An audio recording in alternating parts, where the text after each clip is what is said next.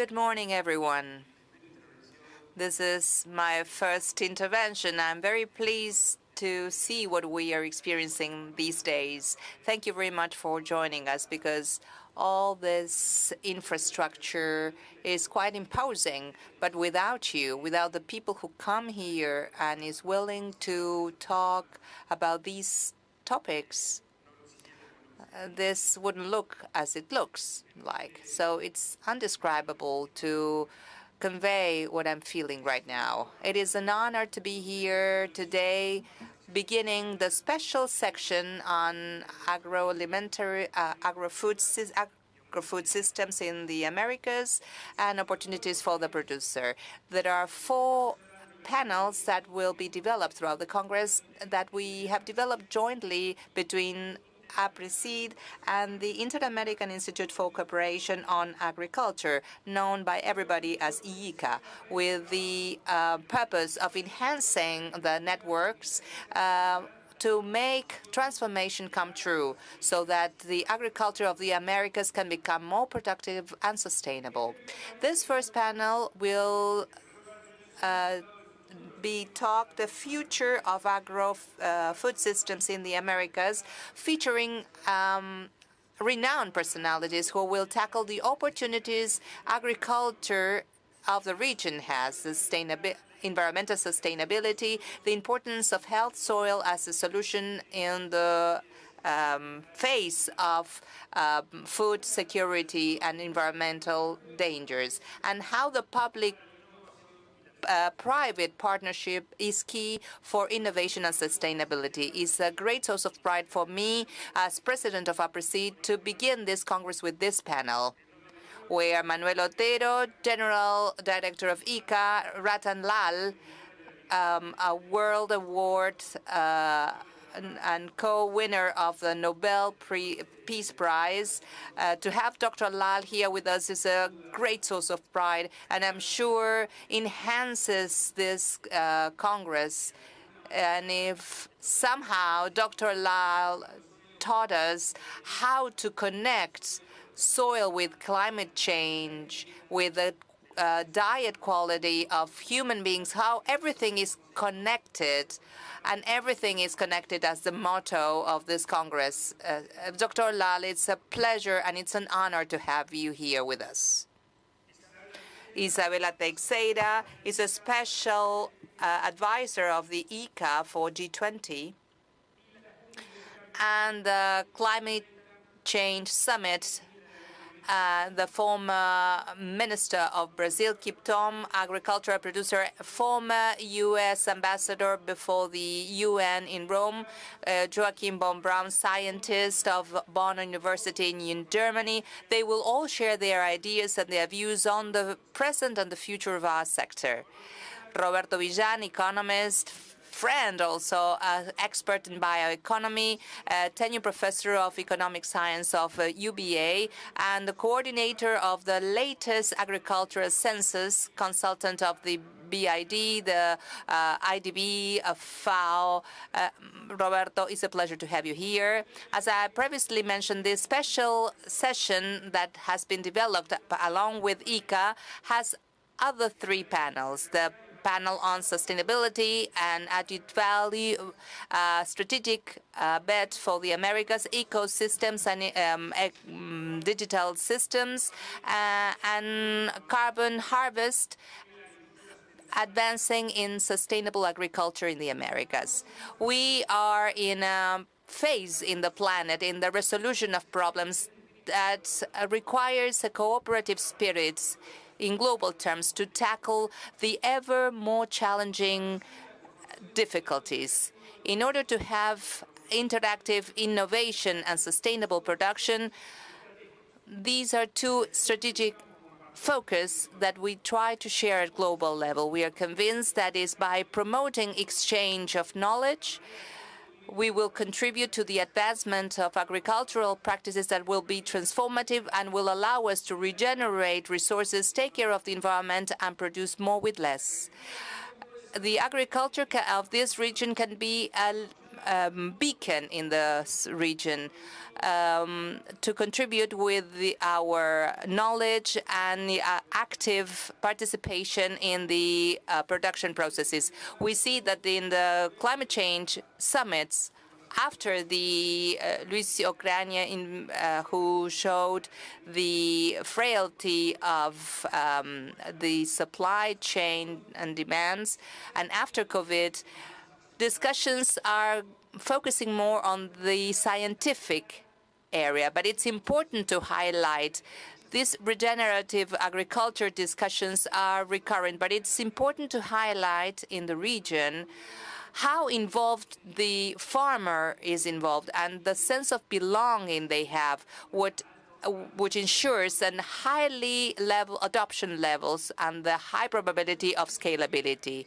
That's why we partner with IICA, because it's a key actor in agri-food systems in the Americas at global level. Year after year, they reinforce that role through specific actions and strong actions, such as the agriculture pavilion in the recent COP. Thank you, Manuel. When we go to the COP meetings, we are all the time talking with the different stakeholders, and thank you for your effort. This space is co-built, and it's a step beyond in that sense, offering a dialogue that tries to discuss how to make more producers in our region can incorporate good practices, that America's government can incorporate sustainable and regenerative agriculture, and that the scientists and the private sector can contribute with knowledge that can empower the systems in regenerative and sustainable systems. I wish you the best of success. Welcome to the 32nd edition of Aapresid Congress. I'm really sorry not to be able to join you. I have a complicated agenda, but we will have a top-notch panel, so thank you all for being here today. I hope you enjoy Argentina. I hope you enjoy this Congress, and it's been a pleasure to welcome you in our home. Thank you.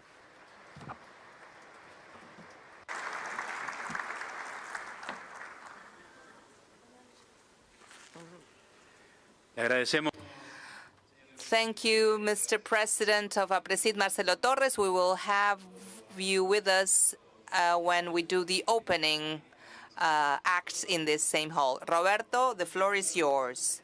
I have to talk now? I have to work. Okay, well, good morning, everyone. Thank you so much to these distinguished panelists, because they are four leaders, and a fifth scientist from Germany that is going to share a video.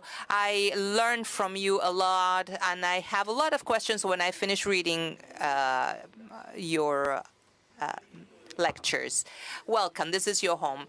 The title of this panel, the name of the panel, is The Future of Agri-Food System in the Americas. Let me take 5 minutes to focus on this theme. 10,000 years ago, we stopped being nomads and we became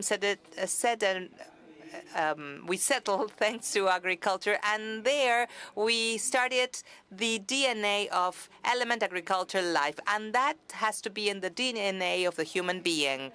1,000 years ago in Europe, they started to forge plowing machinery, and it was a Copernican leap. 100 years ago, Simon Kuznets classified the economic activities when the industry was in its peak and attributed to the first transformation, biological transformation, the adjective of primary sector. What we see today comes from this primal classification. 50 years ago, we began leaving the idea of focusing on the units and tackling the systems conception, right, Goldberg. And we started talking about clusters, chains, network, etc. All of this to understand this agri-food system. And 30 years ago, I think we saw 5 central themes. Each of them are going to be tackled by the panelists here today. These themes move the Pandora box of this activity. First topic, Malthus is back. In the 70s, he was there, and now he came back and with money. Not only more people with a middle class willing to consume. Second disruptive theme. Malthus is back, and apart from food, he's requesting bio inputs for energy. That was not in the map. We had not requested that in the iron plow in the 900 year before Christ. And besides that, bio matter, and that also came through the window. And besides, and I look at my Brazilian colleague, they asked to be very careful about the environment as a main precept. And Dr. Lal, welcome, with a lot of care for the productive foundation. So that second point is a key point. And the third one, we are all used to in innovation theory to talk about radical changes, the steam engine, etc. All that was part of the Industrial Revolution and was far back. In the last 50 years, the biological or biotechnological revolution puts Jupiter on the field, making giving a disruptive metaphor, and questions us regarding what are the answers we're going to provide as American societies that are centrally biological in their productive matrix. Fourth, consumers that were willing to consume huge amounts now want quality, nutrition, probiotics, just in time, information, etc. So, a disruptive profile from the demand point of view outside, and in the last 7 or 8 years, a geopolitical change, internationally speaking, that is irreversible, I would dare say. This implies black swans, gray swans, pinkish swans of every color, but a new international order is in place. In other words, 5 changes in the last 30 years that question us as to how to imagine the food agro system, not only as a future picture, but between question marks. So from that point of view, this is a key point. And there are 5 key lecturers Marcelo introduced, and they will be able to perhaps to answer this. Manuel, can you please take the floor for 10 minutes to give us an idea of where we are in the Americas and what are their potential qualities? Hola, hola, ¿me escuchan? Can you hear me? Okay. Good morning, everyone. It is a real pleasure to be here in my country and to be in this Aapresid Congress. Thank you, Marcelo. Thank you to the entire team. What I want to say is that together with Aapresid, we are building a strategic alliance that is becoming stronger and stronger, and the best is yet to come. We will continue moving forward because it is time for partnerships.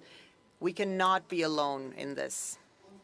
I am also very happy and a little bit overwhelmed because this panel I'm sharing with people that know much more than me.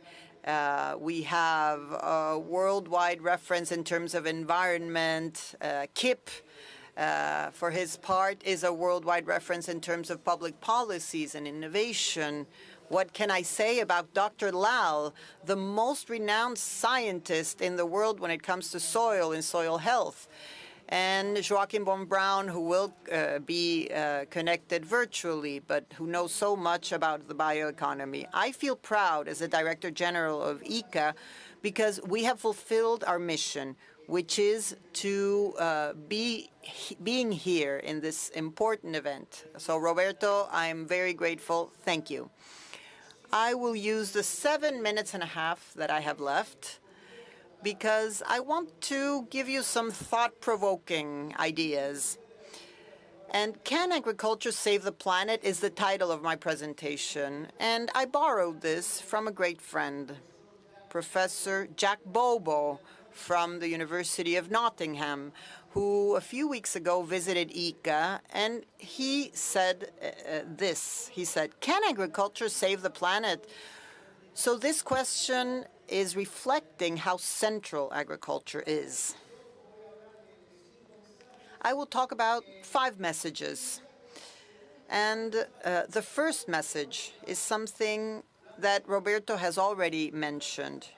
In these circumstances, agriculture is being asked to be responsible for the almost 9 billion people that will live on the planet between now and 2050. They have to handle everything that has to do with food security. Agriculture also has to be responsible for the climate crisis. And here we have an agriculture with responsibility, essential to deal with mitigation and adaptation and this new environmental challenges. They have to increase their volume, but food has to be also more nutritious. Another demand that is placed on agriculture. Their role in the energy transition, and we have countries like Brazil, which is a true reference in these topics, and the new dynamics in rural territories, because agriculture, based on the transformation of biomass, has to fulfill that role of bringing rurality back to life. So it really is like asking more from agriculture than from Santa Claus at Christmas.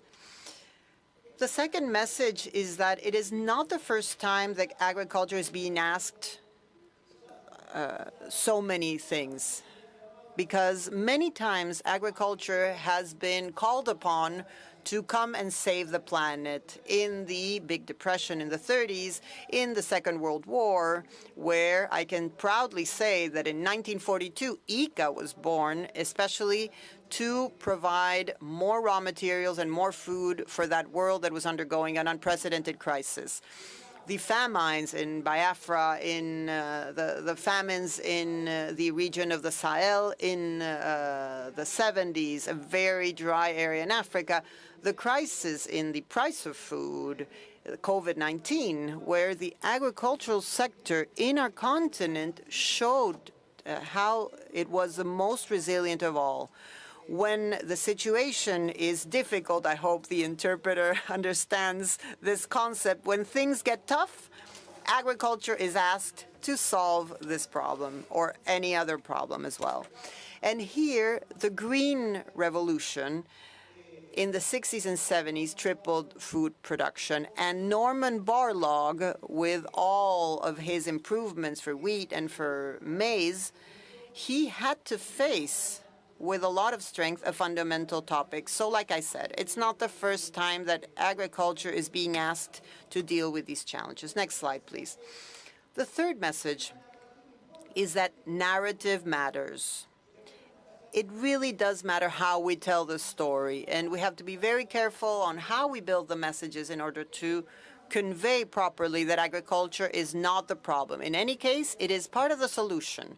Of course, being part of self-criticism and knowing that some issues have to be changed or corrected.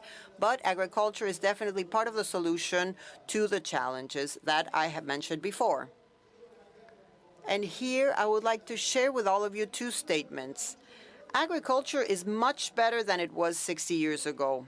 Second, the agriculture of the future will be much better than it is now. So we have to believe in the sector. And your presence here is definitely uplifting so that we can be rationally optimistic to face the challenges that I mentioned before.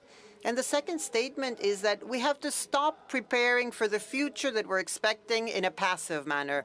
On the contrary, we need to begin to believe in the future that we want to have, which means being proactive and being protagonists. of this change. Next slide, please. Here in our hands, we have to design the future of agriculture, and it's not just a random future. It depends on our actions. Roberto said at the beginning, for 10 or 12,000 years, agriculture has evolved significantly. But what will happen in the next 25 years will be more important in comparison with that evolution that came before than the evolution in the past 10,000 years.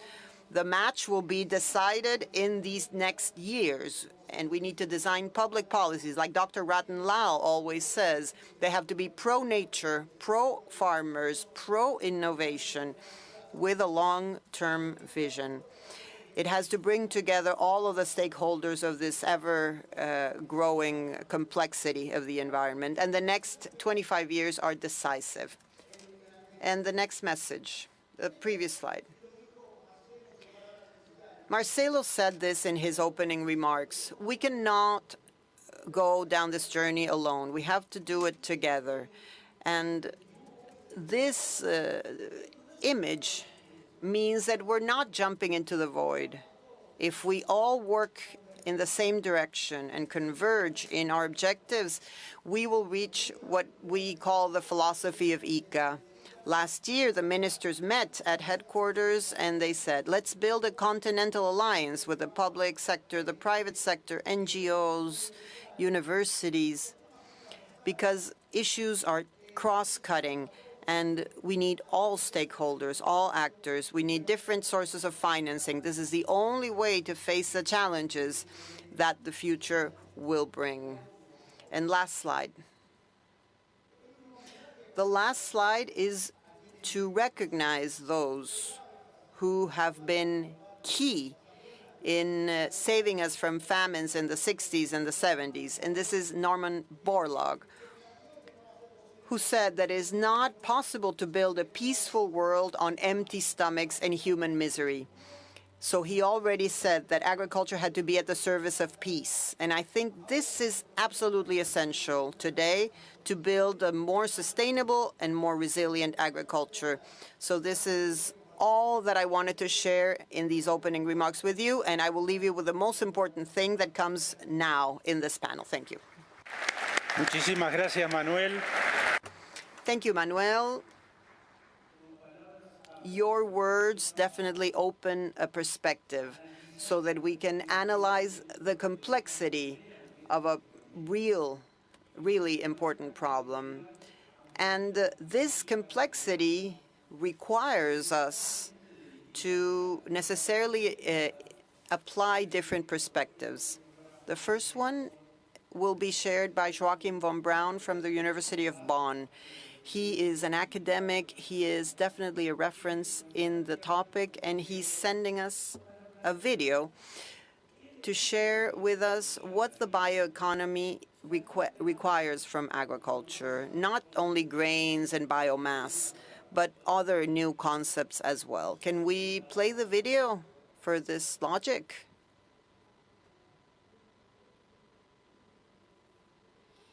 Dear colleagues, I'm very pleased to address you at your important conference on the future of agriculture and the international bioeconomy. I especially give my greetings to our chair, Manuel Otero, and the panel members, and all of you in the audience who care about agriculture, bioeconomy, and sustainability. I will speak on the international vision, the bioeconomy and agriculture of the future, more from an international perspective. First, I want to highlight Latin America's key role in the global food system. But what is it when we talk about the food system? The food system's key component include the agriculture and processing sectors, nutrition and health, markets and services, income and employment, embedded in the bioeconomy. we need to aim for optimizing the functioning of the whole system. That means not only focusing on production, not only focusing on markets and so on, but the interaction of the building blocks in the system needs to be strengthened, needs to become more efficient. This food system today is challenged by climate change, by political and war problems, macroeconomic issues of exchange rates, and it was challenged by the pandemic, which still has its consequences. So our first task is improving the functioning of the global food systems, in which Latin America plays a key role as a key player. Science and innovation areas needed for the food systems functioning and for the bioeconomy include these 7 key components: innovations to end hunger, strengthening resilience, especially with a focus on climate, innovations for efficient and fair land, credit, and labor arrangements, bioscience innovations for people's health and system productivity, innovations for productive soils, land, and water, and to protect the genetic base and biodiversity, and innovations in sustainable fisheries and aquaculture, protecting of coastal areas and oceans, and last not least, cutting across the digital opportunities for efficiency and inclusiveness of food systems and rural communities. Actions for strengthened climate resilience needs to be very high on our agenda. But what does that mean? Climate resilience needs to be addressed with 3 perspectives. First, mitigation. Hola, se cortó. Podemos I'm sorry, the video was interrupted, got interrupted. Can we resume the video, please?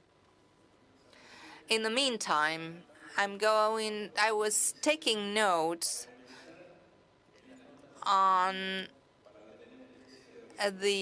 to have a general summary to share with the panelists later on to discuss. Complexity becomes unavoidable part of the analysis.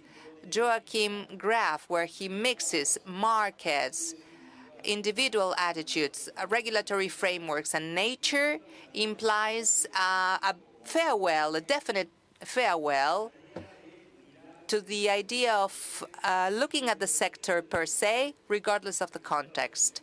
First reflection I received. I feel like one of those TV hosts when they have to make time, but I want to make the most of this time.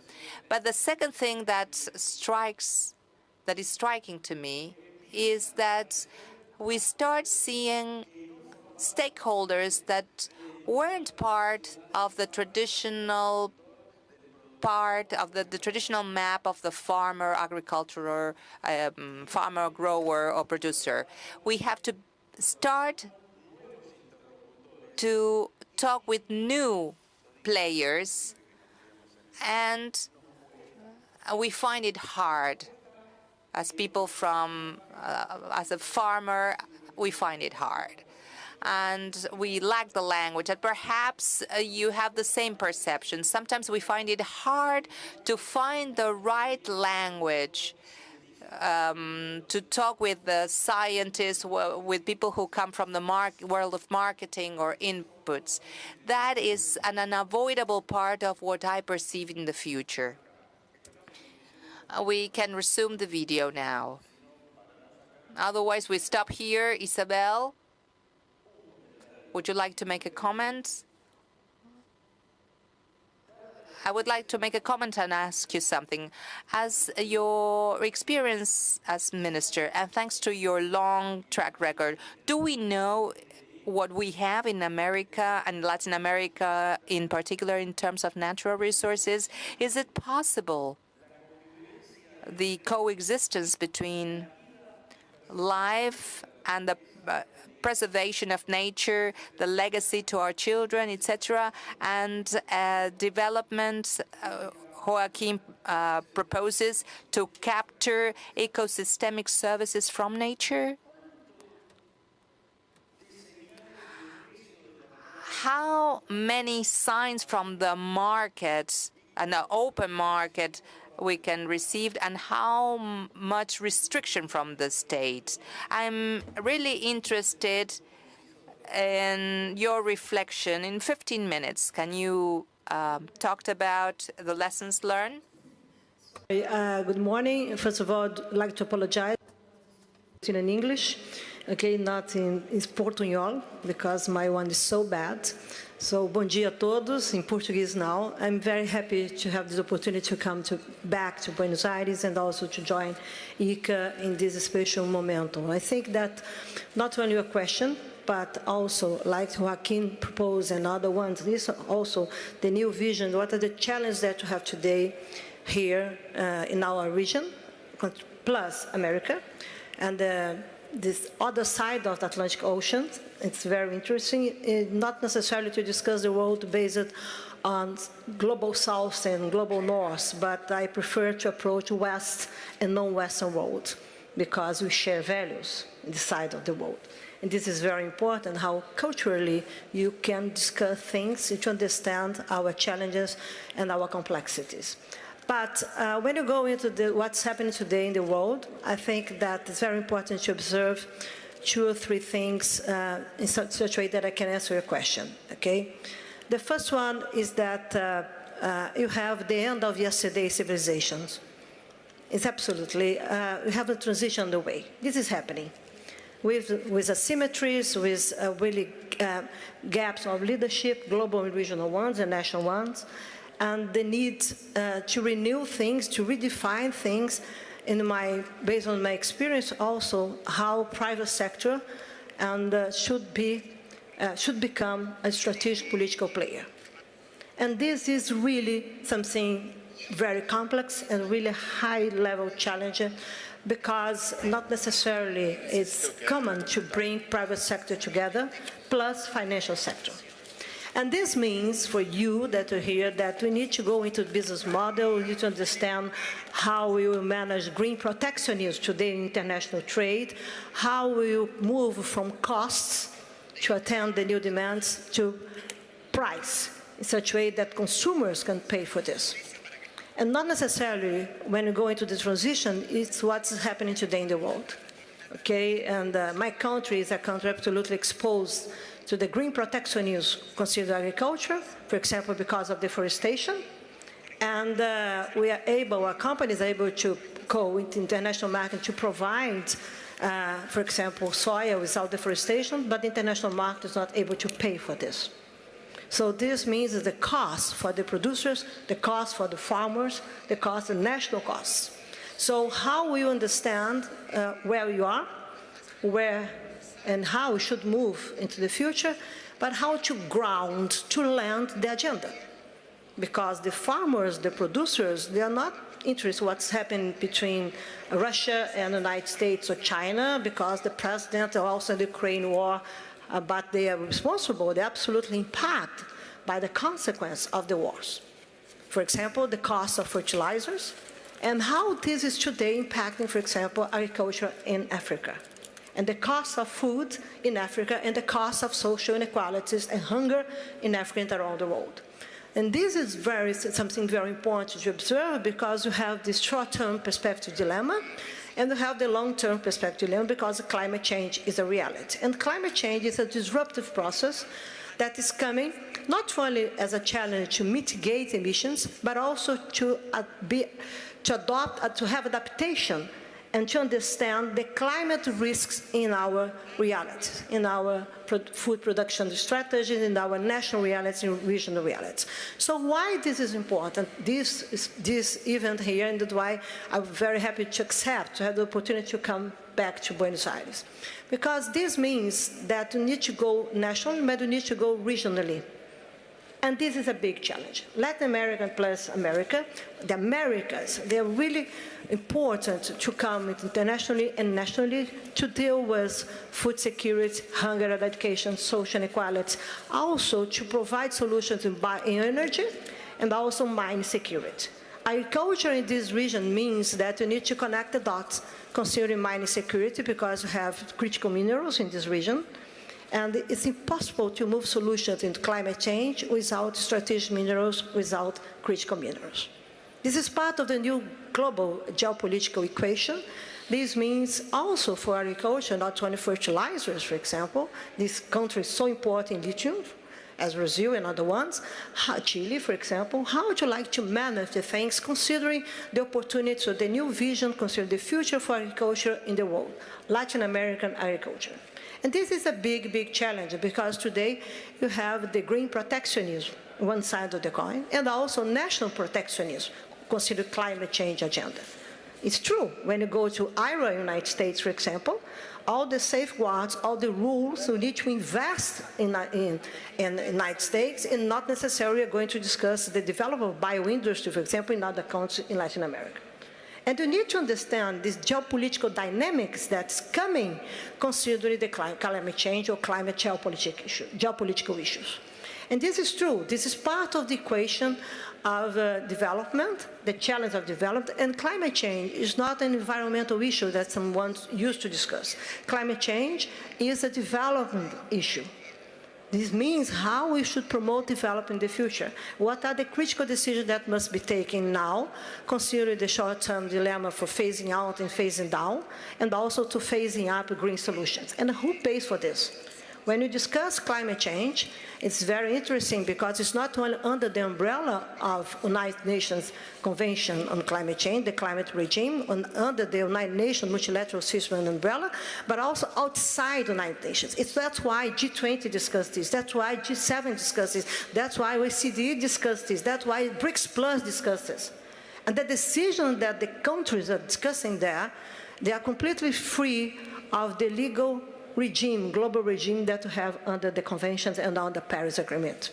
This is very interesting, the geopolitical dynamics and also the economic dynamics. This means that, I think that you mentioned, Joachim also highlighted this, that we have other adults in the room. This is the meaning that, what it means. You have a diversity of players discussing solutions because of climate change, but because of national regional interests considered climate vulnerability. And this is the new climate geopolitical games. It's fascinating how you come to this new international order and how you have the lack of political will, local international cooperation today, as it used to be in the past. What it means is that the world changed, the societies are changing, you have new flows, new movements around the world, and you need to understand in this region how you should come to manage war conflicts, for example, how you should manage the technological debate and also between China and the United States. Very interesting. I recommend you, if you want, to read two things. First one, please read the speech of President Clinton when he welcomed China in WTO by 2001, when you change the world. And second, listen to the new podcast of the ambassador, an American ambassador in China, explaining this week what are the big challenges that you have today bilaterally, and how high climate change, you cannot bring climate change into the bilateral dispute, consider China and the United States. What are the issues that should not discuss here, but because climate change impacts all the way that you're coming to survive. It's not only to save the planet. Save the planet, okay, but let's save humankind, first of all. Okay, I think of our lifestyles, how we feed, how we have our well-being, feelings, this will be changed. This will change. That's important. Why important that the importance also have the new generations here, because they must be engaged and also to be part of the decision process today, as you mentioned, to bring the future to the present. If you want to be committed and co-responsible for this transition process. And transition is a critical issue because some countries understand this because they don't have alternatives. Transitions are something to postpone, and you don't have time to buy. I'm sorry, but the scientific scenarios are not good, the economic ones are not good, Okay, the social ones, really tragic ones. We need to understand how the trade-offs of short-term perspective will impact the social service, protection service. For example, this for developing countries, for our countries, is a critical issue. And so agriculture, again, must play an important role to make sure how we provide solutions and preserve rural income, for example, and how we deal with social inequalities and become and propose and allow that to have a middle class in rural areas. This is very important as we have in the United States, for example. And also, in my opinion, it's very interesting that you go into this debate about ambition, vision, and narratives, okay? And I understand that you should and you must come together in this region to discuss our ambition, our vision, and understand the diversity of national realities in such a way that you can provide common interests, so to identify common interests and go into narratives, national narratives. Brazil is a clear example because we are tropical agriculture and you have deforestation. So it must be we must leave this in the past. This is different from Argentina, but how we should connect the dots, in my opinion, with bioenergy, the new green economies, and also mining security, together to make sure that the importance of agriculture and why it is. Because we need to go against climate denialism, but we need to go against agricultural denialism, okay? Because part of the political constituency, for example, part of the environmentalists, they put pressure against agriculture, as agriculture should really a big problem. We have problems, I understand that we have problems, but you cannot move our economies in Brazil and this region consider decarbonization routes without agriculture providing really innovative economic and technological role, and also impacting how we can go to tackle social inequality. So the denialism is very interesting. It's not only the political one and to go into democracy, but it's very important to understand, for example, the role of the political role of scientific institutions today. Science is a political player, Professor. You know this. And you need to have numbers, data, accountability, regional accountability, with metrics that you can use, consider our interest of development in our responsibility and solidarity with a global problem like climate change. Finally, I'd like to suggest that agriculture in this region must play three different roles. First of all, as a bridge builder, connect the dots and make sure that you can play solidarity and also go into energy transition and food transition, for example, how we can approach the trade-offs. In my country, we have alternatives, another one we have alternatives, another one, unfortunately, we have a dispute between production, food production and energy production, and we can use data to make sure that to make things clear and transparent to provide jobs.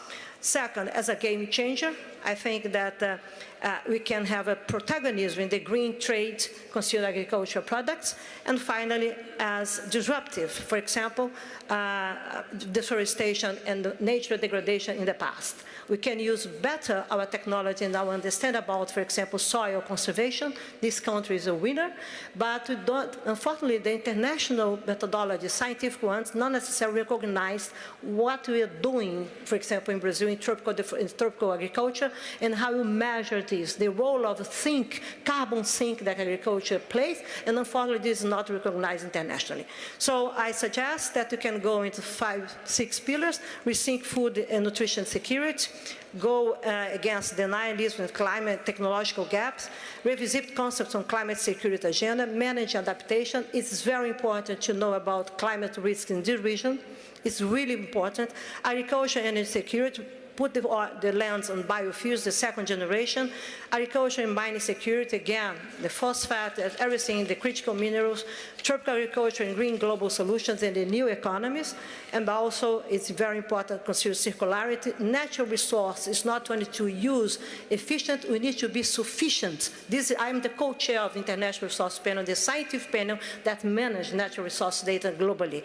And this is very important to observe because you have natural resource as assets in our region. Finally, food security, climate resilience, and global trade protection, the new value chain dynamics.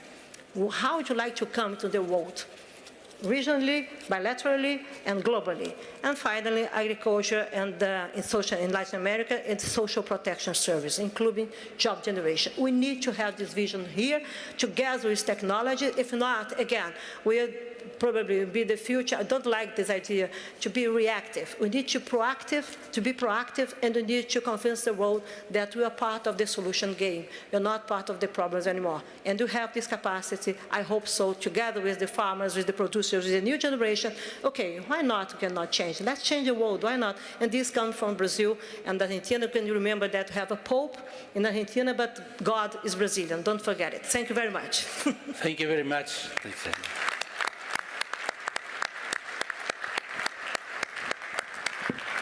Pienso que a continuación. Next, before we return to the video, perhaps Dr. Rattan Lal can give his take on this theme, and we complete the environmental care part. Thank you. A pleasure, Doctor. The floor is yours, and it's a pleasure to have you with us today.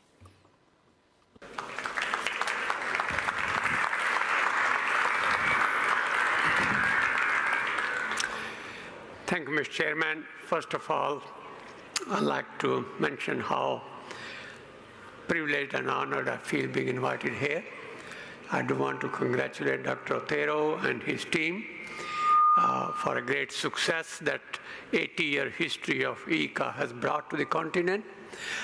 The agriculture in Argentina and Brazil and elsewhere is a global success story. And that need to be mentioned, that how agriculture has changed everything. I have dual role here. I'm at Ohio State, but I'm also a very close cooperator with the IICA, which is a great honor and privilege for me. I'm going to talk about not what has happened in the past, which, as I mentioned, Latin America is the greatest success story in the world. But I've been asked many times, my colleagues in Cerrado and colleagues in Latin America and IICA, and of course the US, what is next?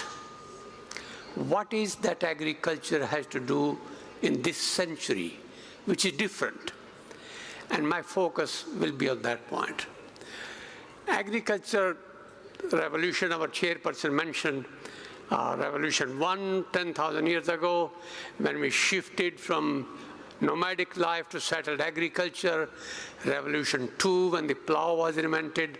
Revolution 3 was the Green Revolution. And the Green Revolution was 61 to 2020.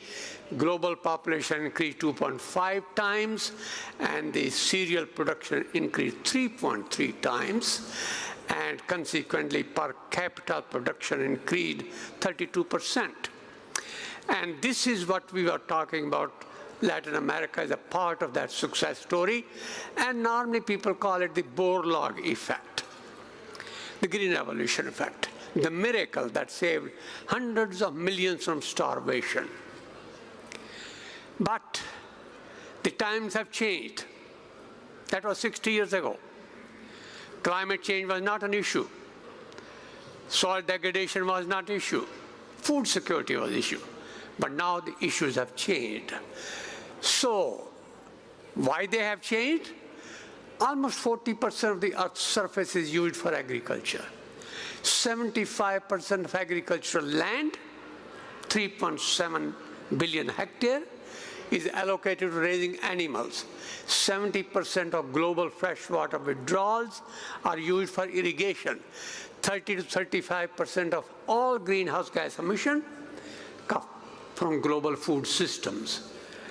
And yet, 1 in 8 person is food insecure. And the number has increased dramatically since the war in Eastern Europe and Middle East. More than 1 billion. And 2 to 3 people in 8 are malnourished. Therefore, we have to consider the traditional revolution that saved millions. What are its limitations? In the present scenario, not in what happened in the past. At present, soil degradation, 40%. Recent estimate of United Nations, 2024, 40% of the land is degraded. Agricultural emissions are increasing 1% per year. Undernutrition, almost 1 billion people. Malnutrition, more than 2 billion people. Dependence on fossil fuel of 10 gigaton of carbon emission per year. Water pollution scarcity aggravating. Urbanization very rapid everywhere. And yet food waste of about 40% globally. Cereal-centric, 3 cereals: rice, wheat, corn. All the traditional crops are left behind, forgotten, orphan crops. Hidden hunger, serious problem. While staple cereals became more affordable, the price of non-staple food, micronutrient-rich food became less available to poor people. Soil degradation increased tremendously. For example, 33% to 40%, 52% of agricultural land moderately severely degraded. Cost of degradation is $400 billion per year. That's Dr. Braun's data that we'll probably see again in the video. Salinization affecting tremendous area crop every year. Carbon dioxide concentration in the atmosphere at this onset of green revolution of 315 parts per million. In 2024, 16, in 2022, 418, in 2022, May, and May 2024 is 427 parts per million at present. The global warming, everybody mentioned this morning, anthropogenic emissions from soil account for 15% of the entire global increase in climate warming due to CO2 emission from soil organic matter loss, which is 74% of soil-derived warming, but also due to N2O emissions, 17%, and methane emissions, 9%. Climate change has already decreased consumable calorie production by 1%, and that by 2050 may decrease by 3.2%. Therefore, what should the 21st century green revolution look like? It obviously needs varieties, definitely. It needs fertilizer, definitely need more irrigation, but it has to be soil-based, soil resilience-based. It must be ecosystem-based by eco-efficiency. It must be science-driven. The most important part is the science-driven. That brings me to the question of regenerative agriculture. Last night, colleagues were talking about what is regenerative agriculture. It's a concept, it's an idea, it's a philosophy, it's a strategy. It's not a technique. I think that part we must understand. There is no one practice which is regenerative agriculture. And what is this idea? It's inspired by eco-innovation. It's powered by non-carbon energy, biofuel. It's driven by a circular economy and green infrastructure. And it's supported by the recarbonization of the terrestrial biosphere. We have lost from soil and land 550 gigaton of carbon since the Green Revolution part before number 1.0, since we changed to agriculture. 550 gigaton. We must put it back, and that's the bedrock of sustainable development. We also talk about agroecology, which is very similar. If any of you have seen the book by Barry Commoner, 4 Basic Principles, everything is connected to everything else, Mother Nature knows no more mercy. There is no way to throw away. There is no such thing, throw away waste. And the last one, there is no such thing as a free lunch. Everything has a price. And price is not necessarily monetary. Price is ecological. So agroecology is an application of those ecological principles to agricultural system and practices. New farming methods such as agroecology increase yield while reducing the environmental impacts. That's the idea. It's no longer a question of produce more yield. It's a question of how to produce more without causing any further damage to the environment. That's the philosophy. Negative emission agriculture, we're talking about we talk about industry emission neutral. Agriculture is the only industry which has to be, must be, should be negative emission. Every ton of carbon that we invest in agriculture, it must produce 10 ton, 12 ton biomass based on photosynthesis. Emission negative, not zero emission. We should reduce emissions from it. We must sequester carbon in soil, in trees, in wetlands, in mineland, in degraded land to make it negative. Therefore, what is a revolution of agriculture 4.0? Remember 1.0 when agriculture began, 2.0 number plow came, 3.0 green revolution, 4.0. What's now? It involves use of artificial intelligence in circa 2010. It's driven by cyber physical systems or intelligent computers. The so-called digital agriculture, precision agriculture is a part of it. Farming was the previous goal, high productivity. We are going to transform it through AI, transform it, producing more from less. That's the idea. Producing more from less. Not keep on producing, but producing more from less. The transformative strategies, previously we were driven by 5 Ds: deplete, degrade, destroy, discard, dominate, take the land from nature. We want to transform, change thinking, change philosophy, and the transform is to replace D by R. What are those R? Reduce, reuse, recycle, regenerate, restore, and return some land back to nature. Some land back to nature. We cannot continue taking things from nature, return, and agriculture is an important part of it. So what should future scientific agriculture look like? We must have varieties which are improved, but compared to the Borlaug's concept of dwarf varieties, low biomass, but more high grain yield, we also need more biomass, both above ground and below ground, especially below ground. We need a prolific root system which has a mycorrhiza, a biological nitrogen fixation. We need systems which can be grown by no-till. Crop residue mulch, don't take it away. We need to grow this in cooperation with cover crops. And these crops we must integrate with trees and livestock, a holistic system. We must make sure that soil health is improved, increase in biodiversity, so that soil becomes disease suppressive. Therefore, the need for pesticides becomes less. The idea is CNPK, not just NPK. Put C before it. And if that happens, and we need still additional fertilizer and water, apply it as a drip sub-fertigation, so that most of the nutrients and water are absorbed by plants and they do not leak out into the environment. And that is where the modern agriculture looks like. For that, we need philosophy in terms of political change. Dr. Otero mentioned policies which are pro-agriculture, pro-nature, and pro-farmer. Farmers and agriculture must be respected. We have in the US Clean Air Act of 1967. We have Clean Water Act, 1972. We had a serious algal bloom problem to the extent that in Toledo, Ohio, 4 days there was no drinking water supply because of the algal blooms.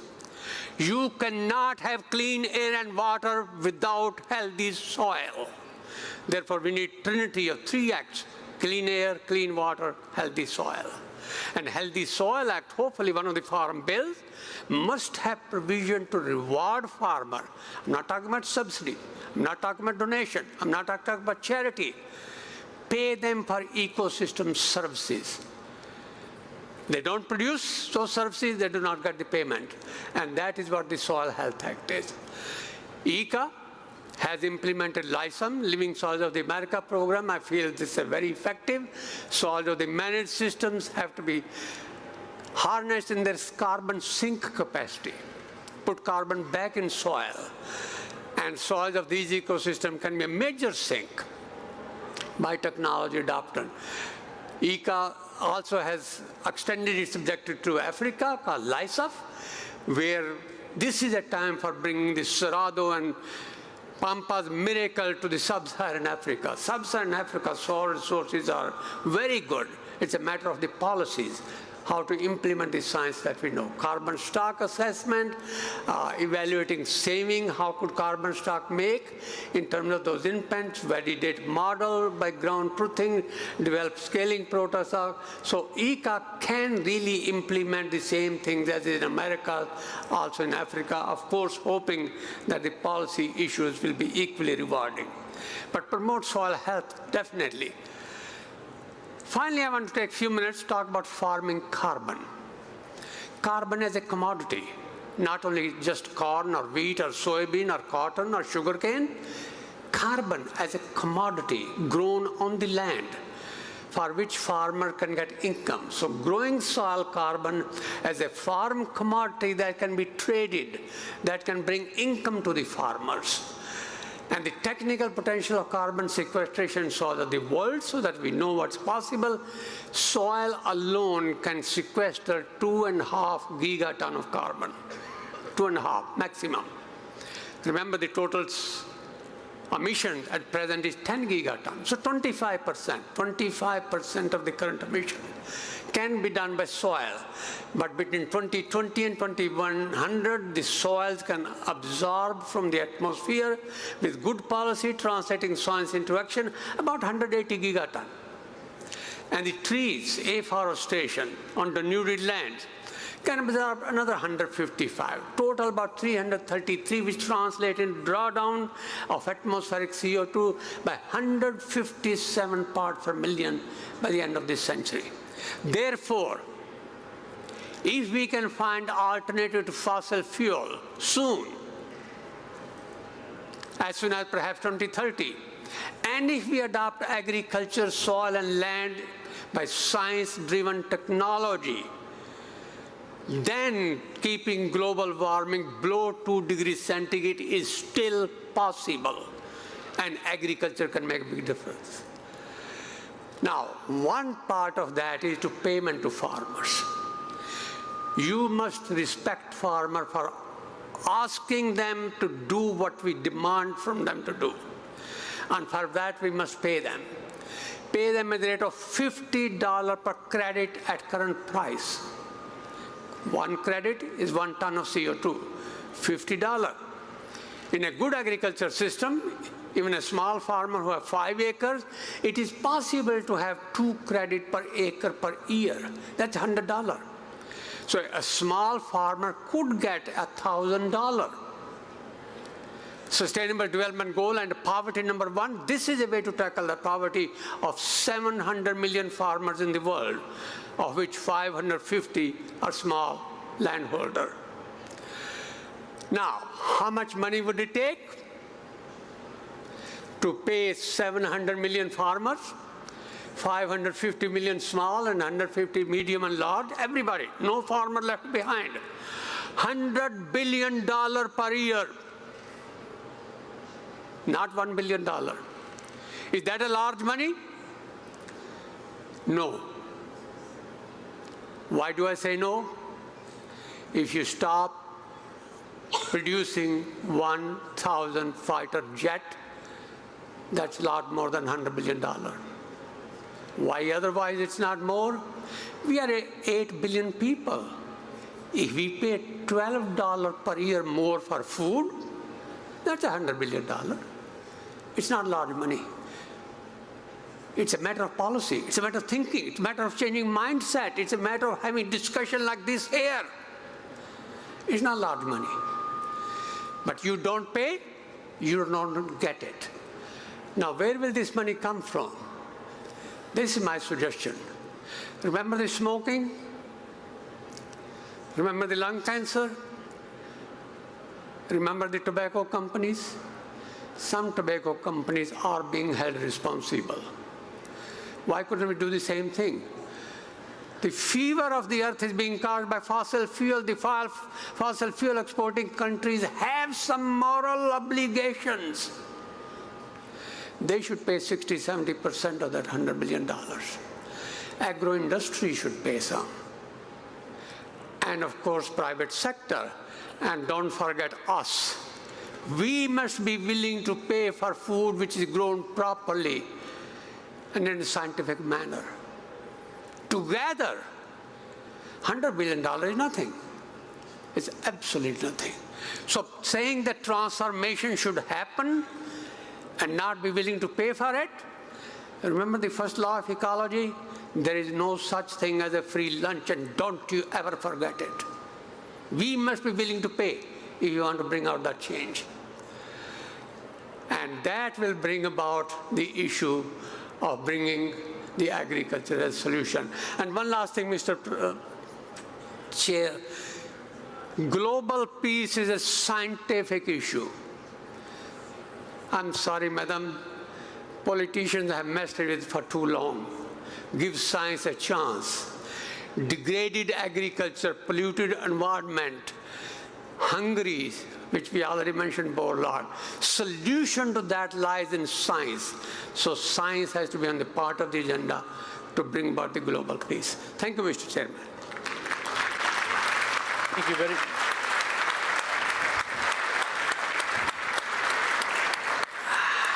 Muchísimas gracias por las dos intervenciones.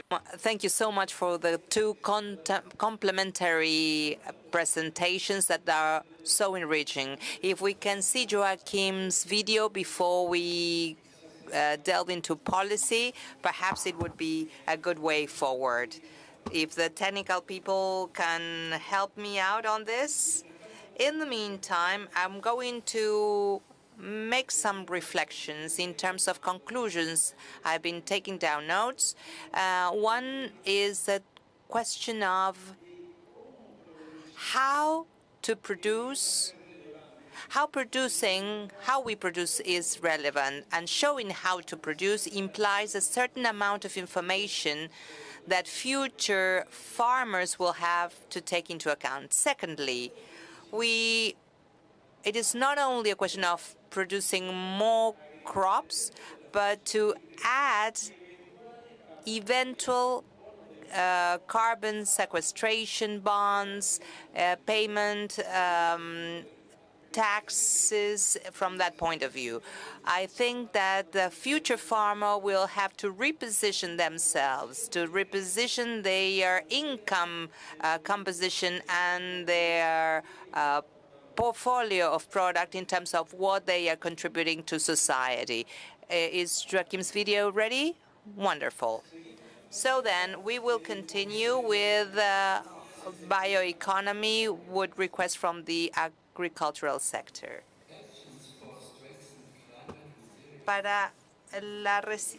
Our agenda. But what does that mean? Climate resilience needs to be addressed with three perspectives. First, mitigation, bending the warming curve down. Agriculture plays an important role in that by sequestering greenhouse gas emissions and reducing its own greenhouse gas emissions. There are opportunities. Secondly, adaptation, reductions in risk exposure and enhancement of the adaptive capacity. That includes plant innovations, carbon farming, insurance, and so on. And transformation. Transformation means changing of lifestyles, integrate actions on climate and biodiversity and inequality. But fundamentally, transformation means moving towards a sustainable bioeconomy. Transforming of the food and agriculture system to what? Well, I said it already, towards a sustainable bioeconomy. That's the end game. We must not look at agri-food systems in isolation. They are part of the economy and they are embedded in the bioeconomy.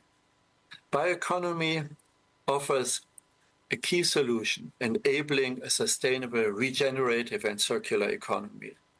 Make it integral part of the Sustainable Development Goals achievements, especially the SDG 2 on end hunger and sustainable agriculture and farming. Technologies and social innovations are critical in the pathway towards sustainable bioeconomy. We must monitor And we must advise on how the agri-food, energy and construction sectors and trade policies can be transformed towards sustainability. You may be surprised that I mentioned the construction sector and the energy sector here. This is because bioeconomy can make important contributions for sustainability of the construction sector, using more bio-based materials from wood and agriculture byproducts and so on, and the energy sector. Bioeconomy is not one sector. Bioeconomy is in many sectors, of course, in food and agriculture, but also in materials, in the chemical industry, in the construction sector, in the bioscience and pharma fields and sectors. So it's an economy-wide strategy which requires cooperation across whole government and strong partnership between private sector and the public sector and the innovation networks of the science landscape of any country and globally. I'm pleased to read to you what the World Economic Forum very recently wrote on the bioeconomy. It's not new, but it is interesting that by now also the World Economic Forum, the major business forum, they keep meeting around the world and annually in Davos, that they have recently drawn attention to the bioeconomy. And what is written here is a quote from a recent report from them. They say the bioeconomy is the use of renewable biological resources to produce food and industrial goods which support sustainability. They highlight technological advancements, as we have done in the Bioeconomy Council. Bioeconomy is emerging as a transformative force for sustainable development, they say. By integrating advances in biotechnology and digital tools with circular economy principles, the bioeconomy offers solutions that not only mitigate environmental impacts, but also drive economic growth, societal well-being. And to advance the bioeconomy further, improving economic integration across sectors and managing environmental commodities like carbon credits and renewable energy certificates is crucial.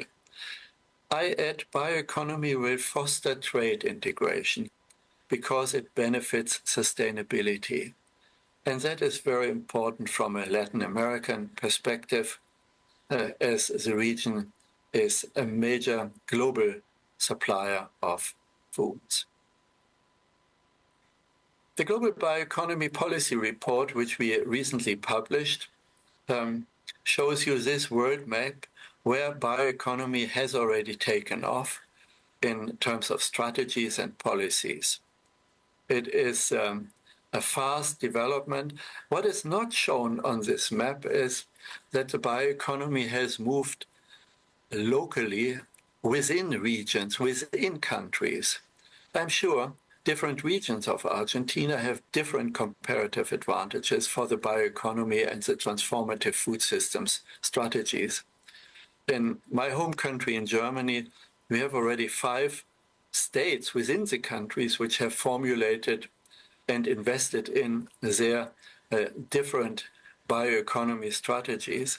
And that does make sense because locational economics, availability of biomass, availability of science capacities, and the demand side matter for shaping the bioeconomies. So if we integrate these local and sub-regional perspectives within the country perspectives, the map has much more densely positioned numbers of flags around the globe. What we observe in the last 5 years is accelerated dynamics. Countries with new bioeconomy policies in the last 5 years are shown here yellow and reddish. You see that your region, Latin America, is among the regions which have shown new and updated bioeconomy-related policies since 2020, and that's very good news. But other regions of the world, even including Africa, are on that track. China and the US have 2 years ago, in the last 2 years, written themselves very ambitious bioeconomy strategies, and Europe keeps following up on its strategies vigorously. You asked the basic question, agriculture of the future. Well, let me address this with 5 points from a global context perspective for Latin America. We have to note that there is a new frame embedding agriculture in food systems and embedding food systems in the bioeconomy. It is already difficult enough to see agriculture embedded not just in value chains, but in food systems. But for economic efficiency and productivity, that perspective is needed. And now we have to go one step further and see the food systems embedded in the bioeconomy. Many Latin American countries are showing a good track record compared to others in this respect. Food systems, as the second perspective, need to go beyond commodities and beyond value chains, embracing the whole opportunities of agriculture for people and planet and accounting for all its costs in nature and health and its benefits. Third, we need the new and expanded initiatives for science and technology, facilitating access and utilization of science and the new digital and biotechnological opportunities. Fourth, climate resilience focus is critical. Food and agriculture systems need to be seen in the biodiverse context, protecting agrobiodiversity and nature. So diversification is the name of the game, to protect agrobiodiversity. And last not least, the trade focus, building the global trading system for resilience and food security. I see great opportunities for the Latin American and Caribbean region to lead because of its resources, its richness in biodiversity. The hemisphere has the richest biodiversity, which is a cornerstone for long-term bioeconomy flourishing, its science capacities, the global needs and demands, and the bioeconomy track record, which is already there. It is good to note that the G20 nations, the leading economic powers of the world, with India last year and with Brazil and partnership with Argentina this year, have embraced bioeconomy as an important transformative strategy. Ladies and gentlemen, I highlight here 2 publications. If you want to follow up, they can be downloaded. Our most recent Bioeconomy Globalization Report that came out in April this year, and the volume that builds on the United Nations Food Systems Summit on Science and Innovations for Food Systems Transformation. But I want to also highlight that we are headed towards the 4th Global Bioeconomy Summit in October 23-24 in Nairobi, Kenya. I cordially invite you to join us in person or virtually at that summit to continue and deepen the debate which you have at your Congress. Thank you very much for your attention.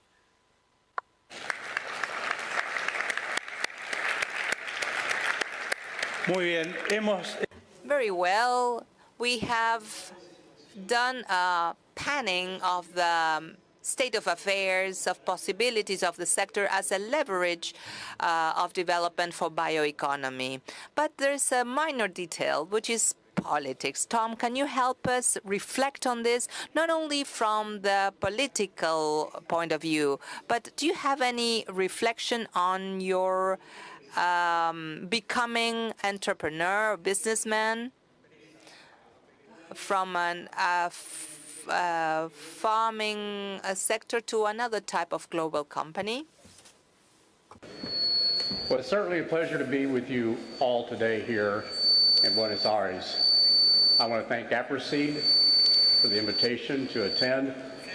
And I thank each one of you as the farmers are in this audience that are a member of this organization, because it's you, it's the network you're a part of, that you come to an event like this and you share ideas. You go back home and you convert your equipment, or you change your practices, you change the way you farm to make sure you can achieve some of the goals that we've talked about here today with this esteemed group of panelists that we have with us today.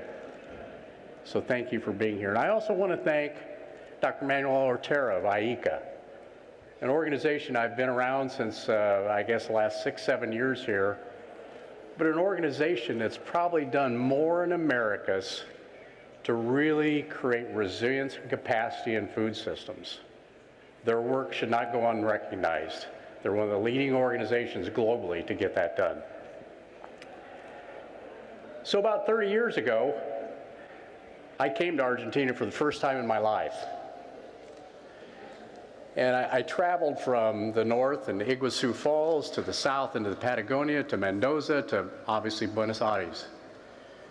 I was invited by a seed company to come and just see if I could help them on their seed production efforts here throughout Latin America, in Chile, Argentina, and Brazil.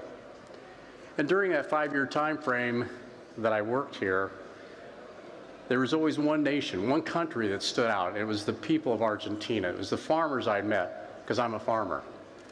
And we have a way we can communicate easily with each other. But just to watch their experiences and what they were doing to produce crops over that last 30 years, and what I witnessed today, it's exciting to me, because Argentina is the leader in making sure we do what we can to reduce our carbon footprint and to improve our soil's health and have an impact on global food systems.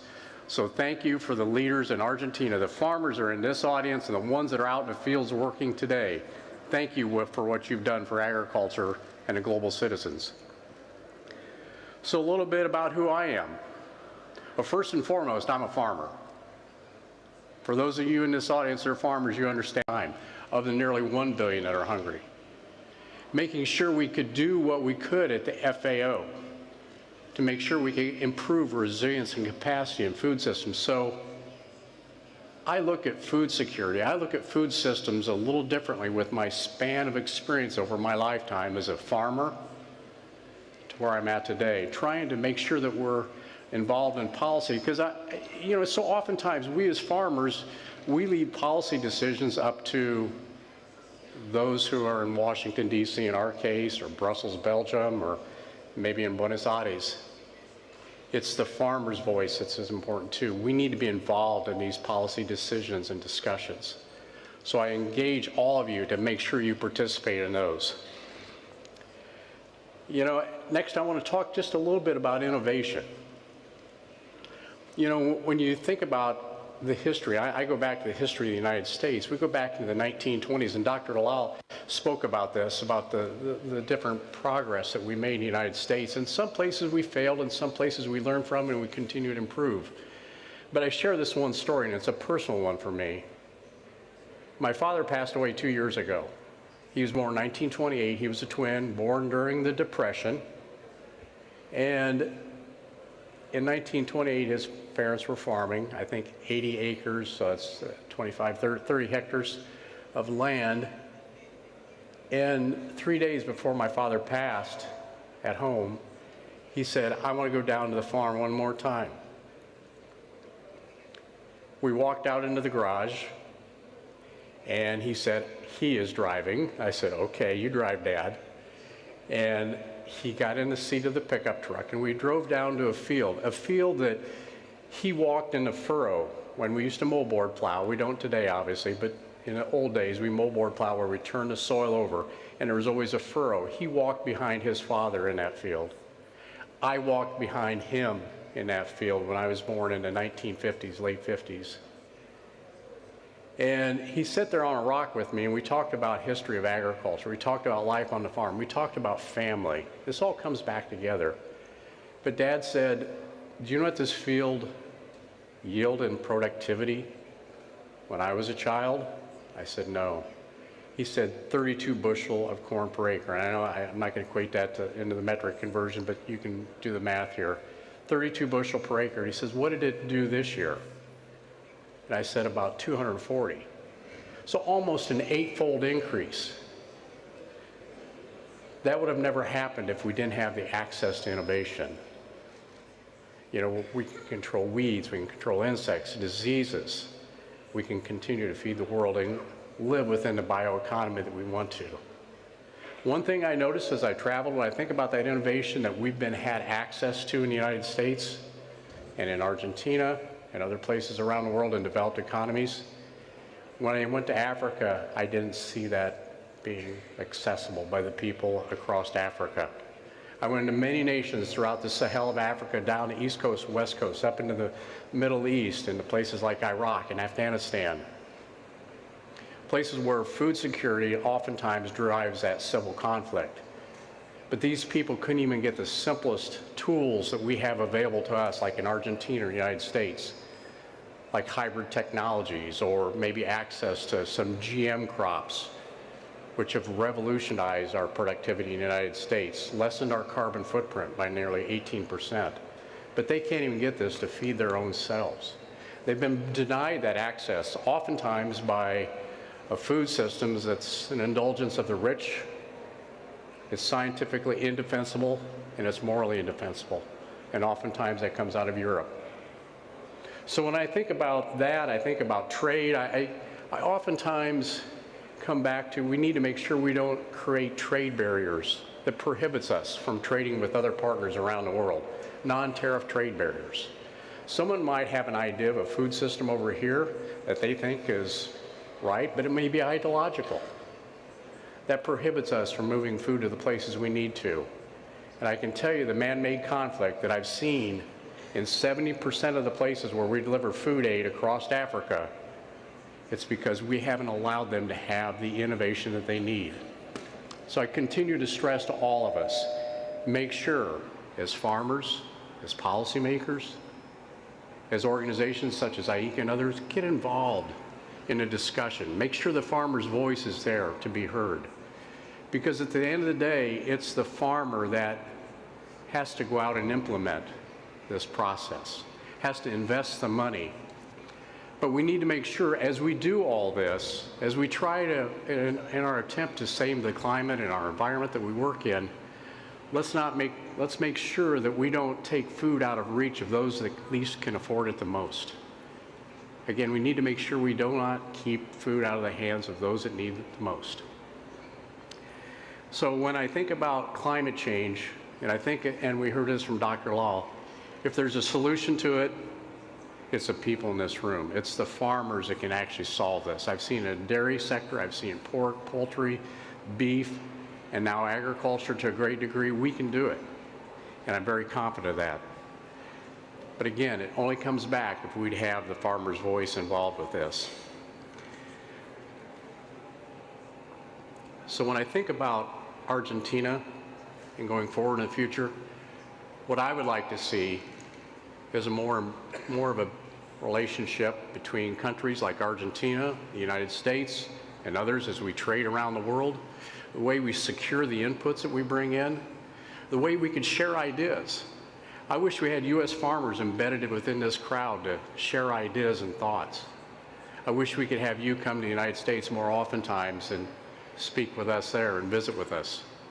So as I leave this audience today, I hope I can talk to more of you in the hallways out here afterwards. But I'd like to invite you to the United States, invite you to our farm. At the same time, I want to learn from you. So I look forward to working with you more, talking with you more, and let's make sure that we make the world a better place. Thank you.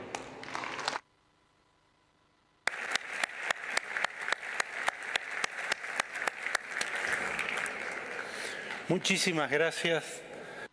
Thank you so much for the 3-4 participations that were so clarifying, regardless of the interruption of the video, of the interruption of the video that we featured twice. I would like to make a short summary of what I've heard and then talk to you. I'm going to from micro to macro. I imagine a farmer where the content of farming changes radically, where I'm thinking of a set of goods to be produced, not only more crops, but externalities such as carbon sequestration, cares of certain practices, that is to say, the broadening of the scope of what this sector deals with. To broaden the set of activities, goods or services, implies a new organization, implies to change the way we organize ourselves. Another theme along those lines, in the decision-making agenda, the environmental, with one nuance or another, is going to be more and more present in the decision-making map. I imagine also a reconversion or repurposing of farming machinery, biology applied to soil, to the complete biome of the soil. And I imagine many young people, I do not understand the language of the young people. I understand their intention. I think it is necessary to readapt ourselves to the new generations who are going to be the drivers of change. That in micro terms. In systemic terms, what does the system include? Many companies and activities we did not have in the past, not only in terms of provision and input, but also in terms of stakeholders, players that are related to transportation, logistics, e-commerce, even the new ways of distribution, of delivering products, food and non-food products. The expression I see from life science companies reflects this broadening of the set of actors, of the group of actors in the agri-food system. And there is a set of policies or politics in the understanding that this is a co-evolution between how to evolve or how to advance this type of focus and the strategies of the private sector. And I would like to mention the word region. I have the feeling that bioeconomy, the new way of organizing the agro-food system, do not go well with those who draw boundaries between countries and sectors and regions.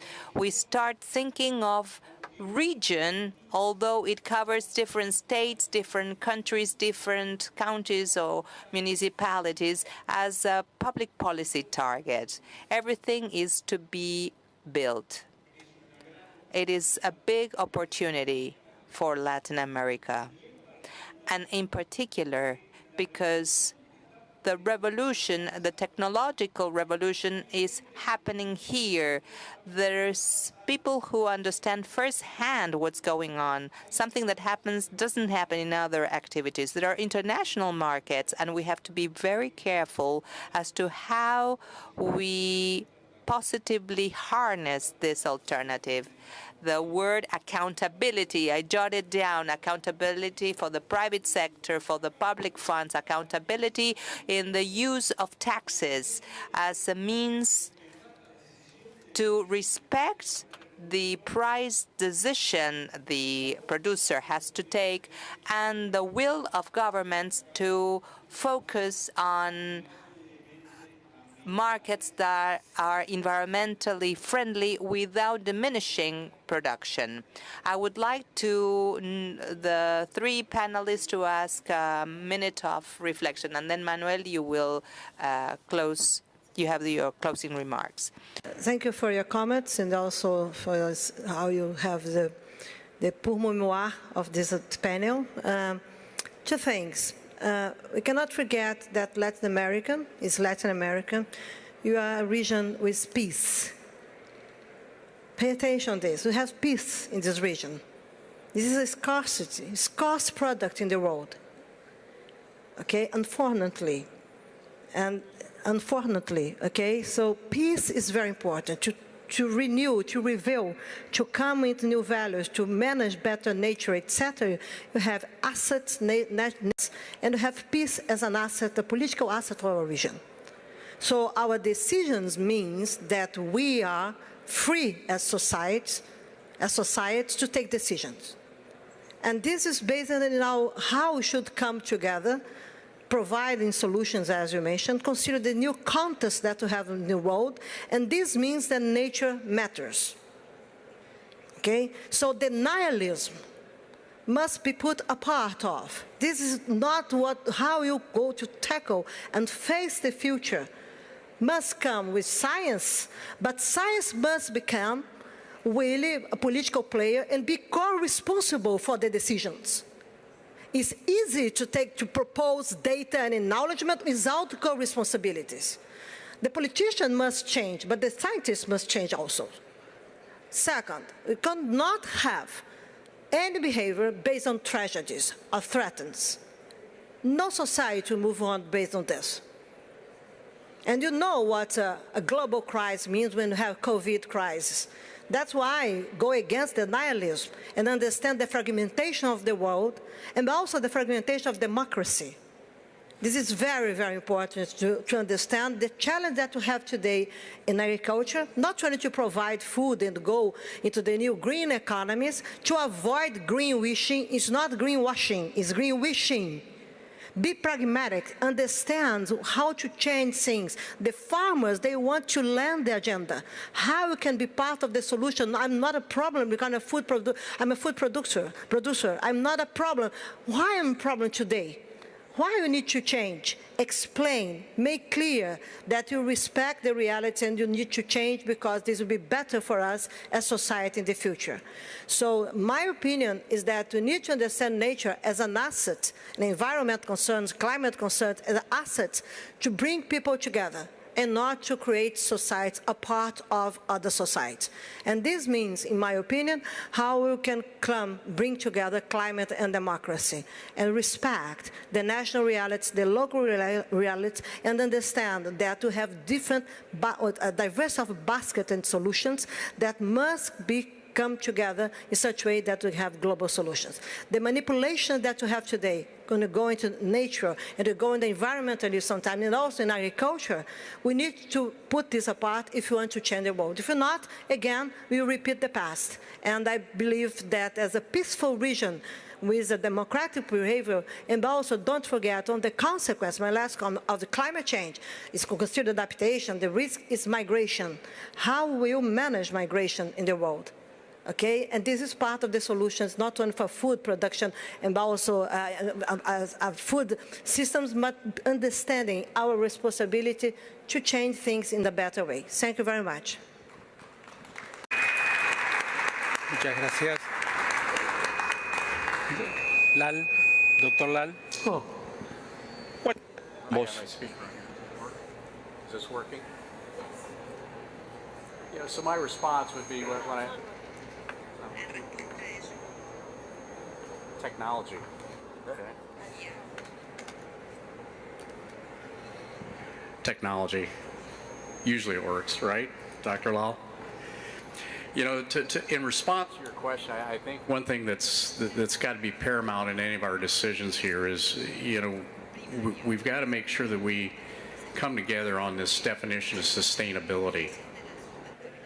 I think you would ask everyone in this room, there would be some kind of variance to this answer, but we've always defined it as sustainability could be Environmental is one leg of it, social is another leg, and economic. So we got to make sure the policy that's put in place, whether it's in Brussels or the United States or in Buenos Aires, make sure that this policy is in place that allow those three legs of sustainability to make sure that they're strong enough to make sure that the farmer can make money, you're addressing the social challenges that are out there, and you're addressing the environmental impact. I think we just got to keep that at core and a center to our mind all the time as we think of that. At the same time, when I look at this, we've got to make sure that we have policy in place that allows for innovation to evolve. I think oftentimes of just the rate of innovation and the change that's taken places on our farms from when I was a child to where I am today, and that looks like a curve, like a hockey stick, but yet we know we're at a place we're going to only increase at a faster pace. So we need to make sure policy remains open enough and flexible enough to allow for some of these innovations to come in play to improve that productivity, to make sure we hit those three legs of the sustainability. I say this oftentimes about innovation. Our ability to innovate is not limited by our access to technology. It's only limited by our ability to dream. And so I think we need to keep dreaming, and we'll think of new ideas of how we can be more innovative over time.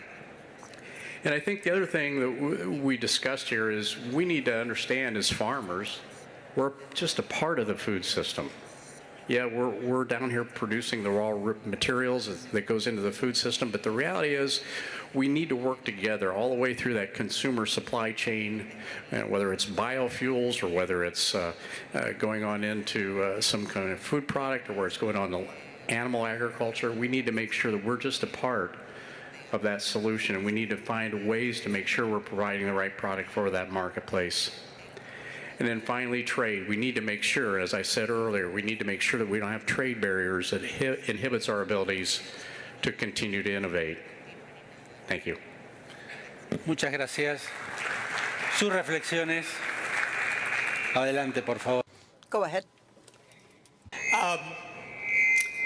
Latin America and IICA has a very important global role to play in the future.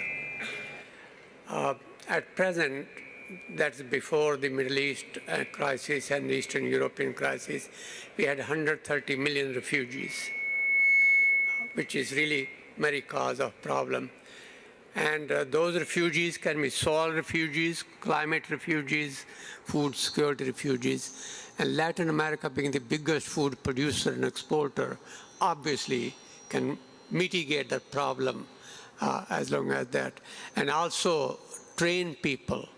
I think Latin America, the success stories that has happened in Brazil and Argentina, if this could be repeated in Africa and elsewhere where the problems are, and IICA's role in lives of another could be very important. So I think this is really an important part. How can the Latin America success story be repeated elsewhere, where the scarcity of resources and scarcity of food and scarcity of the basic necessity could be really met through the progress, but at the same time South-to-South cooperation, which is very important part to stabilize. But I think translating the experience of South America into other parts of the world could be a great success story. And IICA really has a very important role to play.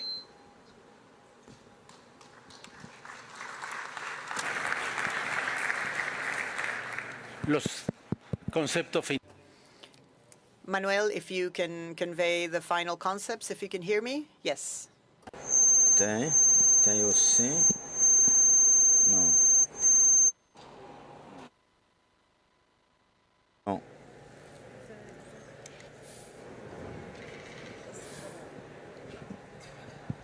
Ahora sí. Gracias a todos, gracias a los Thank you very much. Thank you to all the panelists.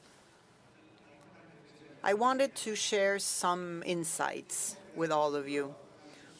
We say that agriculture under a systemic vision is part of the global agenda. If this is the case, then authorities and politicians throughout the world, are they really assimilating this idea? I have my doubts.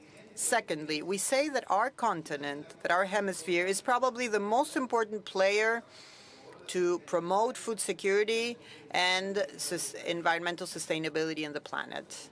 Are we really convinced of that message? And here, some thought-provoking ideas. We may think that our self-esteem, and I'm speaking about the general population, sometimes we fail to believe in agriculture the way we should. And this was pointed out by Isabela, this denialism that exists on the role of agriculture. All the panelists emphasized the importance of transforming agri-food systems, and Dr. Lal said, this is not free, there's no such thing as a free lunch. Our region, the Pampas, already has no-till implemented everywhere, and we are in an Aapresid Congress. But does the rest of the world know about this? Of course, if you don't want to hear, there's no voice that is loud enough. But people still think that this is extractive agriculture that only focuses on primary production with high energy costs. We have to be much more proactive in conveying this idea of the profound transformation of the agri-food systems that is required. Agro-silvopastoral systems, for example, the improvement of pastures. We are seeing a true revolution, and we have to convey it in a much louder voice. I would also like to mention the new generation of policies that Dr. Lal mentioned that must be pro-agriculture, pro-farmer, pro-innovation, pro-nature, considering it as a fundamental asset, as Isabela mentioned. We must strengthen our science and innovation systems. If we fail to do that, we will be more and more developed countries, and this is very important. And the issue of trade that Kip mentioned, the World Trade Organization is becoming weaker, and many things have happened in recent years that have contributed to this. But many things are being done also to increase transparency. And for us, this is a matter of life or death, because if there's no transparent trade with our surplus in food, with the surplus in food that we have, we will end up paying the cost of that green protectionism, which does nothing else but to hide the competitiveness of European farmers. And that is the way it is. So we have to be present in forums, in global exchange spaces, like Kip said, bringing together the farmers from different countries and trying to be present in all forums that may be necessary. This new generation of public policies requires intersectoral work, and this is a difficult thing to achieve.